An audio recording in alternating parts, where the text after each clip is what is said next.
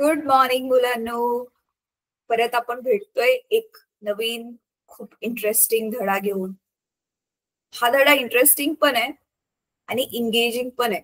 Engaging म्हणजे तुम्ही खूप जास्त ह्या धड्याच्या आतमध्ये इन्व्हॉल्व्ह व्हाल आणि तुम्हाला खूप मजा येईल शिकताना.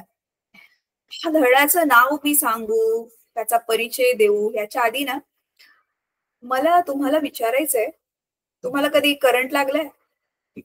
मला माहितीये लागलं असेल. प्रत्येकाला कधी ना कधी करंट लागतो. आता मला सांगा, करंट लागल्यावरती तुमच्या डोक्यात हा विचार आलाय, की अरे हा करंट बनला कसा आणि लागला कसा? नक्की चाललंय काय आतमध्ये? ज्या पण गोष्टीने तुम्हाला, ज्या वस्तूने तुम्हाला करंट लागलाय, हा करंट निर्माणच कसा होतो?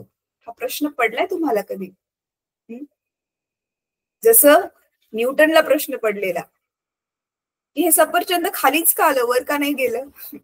तसा प्रश्न तुम्हाला पडलाय? नसेल पडला तर पडायला पाहिजे. आत्ता पाडून घ्या तो प्रश्न. खरंच काय चाललंय आतमध्ये? तर आता तुम्ही मोठे झाले आहात ना, 8वीत आलाय आता तुम्ही.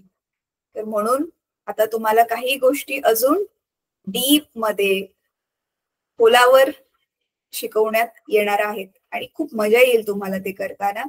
तर आपण धडा जो नेक्स्ट वाला चालू करतोय त्याचं नाव आहे धारा, विद्युत आणि चुंबकत्व.